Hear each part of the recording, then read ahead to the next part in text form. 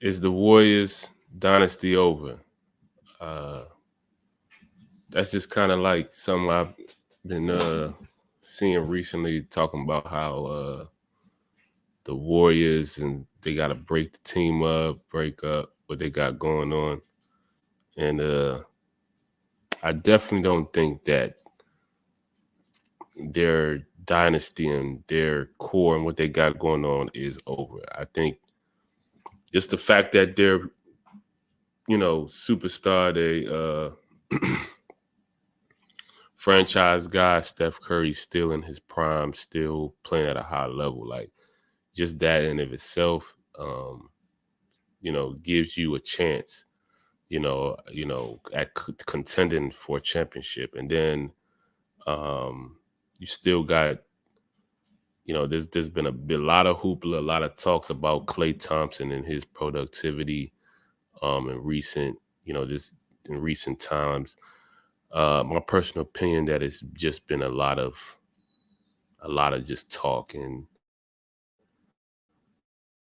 not, not just do criticism that I don't, I just think the recent criticism of the injuries he's gone through the past 2 years, and then not really even giving credit to the fact that he's been able to bounce back from those injuries, like serious, injuries, not just, walking apart injuries, like season-ending injuries, two of them, being able to bounce back.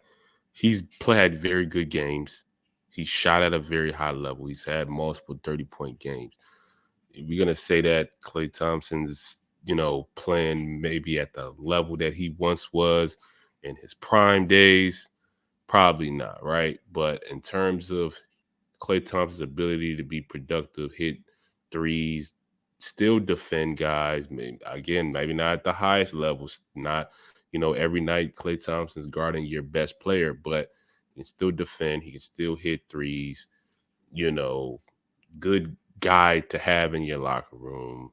Like, he's averaging 17 points a game, um, second leading scorer on their team. So I'm just kind of confused by a lot of the talks. I think it's just media wanting to have something to talk about.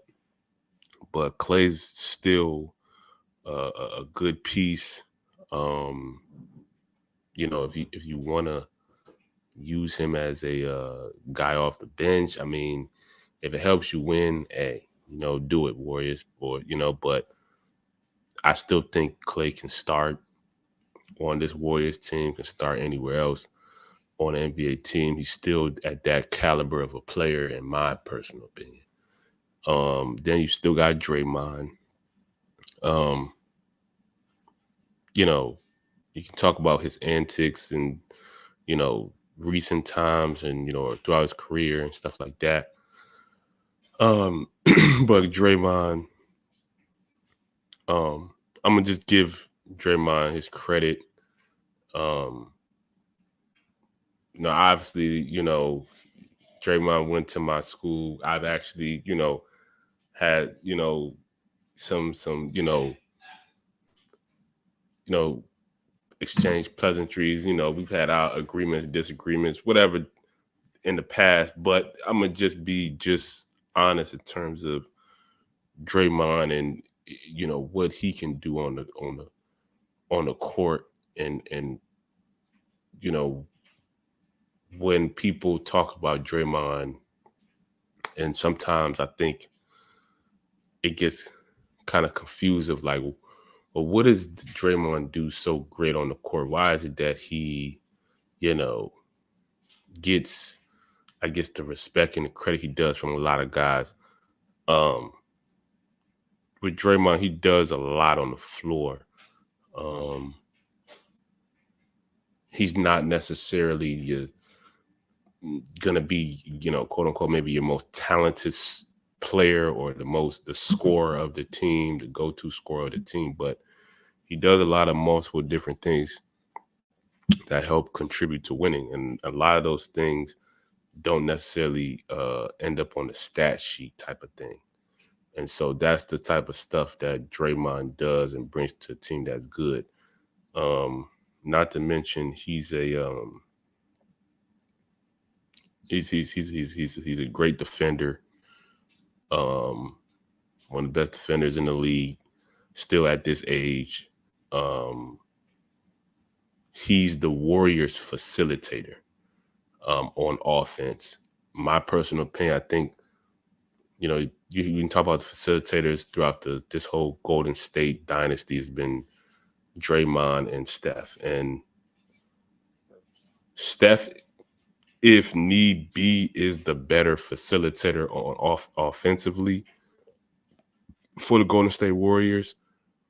But because Steph Curry the is a better scorer and they need him to be that on that team, they need him to fill in that scorer role and then facilitator secondary. And with the Warriors, obviously, Draymond can score the basketball. He can, I don't know why I guess, loses confidence in shooting open threes from time to time because he's proven to hit those shots, but um, he's a better facilitator than scorer. So for that Warriors team to be successful, they need him to be that primary facilitator on offense. And so that's what Draymond does, especially that really helps them on offensively, getting the guys involved, getting Steph open shots, getting Clay open shots, getting the rest of the guys open shots, easy buckets, leadership on the floor emotionally, um, stuff like that. And so taking charges, and these are things that, Draymond does that I believe a lot of coaches and people who really know the game of basketball recognize and say, well, that's really valuable for a team. Then not to mention one of the highest basketball IQ guys ever in the league. You know what I'm saying? Just basketball, or just in basketball that I've seen in general, he knows the game of basketball and how it's played.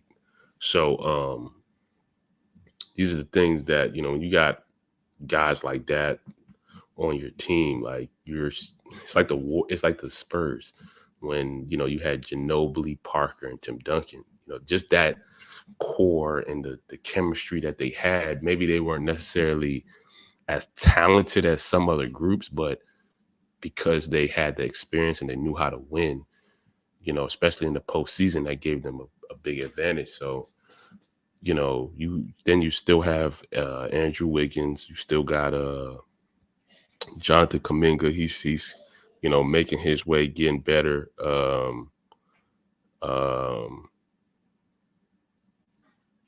who else? I think, so they have pieces. Maybe you can add another guy, and you're right there, man. You're right back in contending in that top four, type of teams in the West. So I definitely don't think the Warriors dynasty is over. I still think they can compete um, and contend playoff wise. Maybe a piece or two away from contending for a championship. Who knows? But I definitely don't. If I'm the Warriors and their organization, I'm not breaking up what they got. I'm not gonna allow Klay Thompson to walk this offseason. Try to re-sign Klay. They already re-signed Draymond. They already got Steph. Just try to get another guy.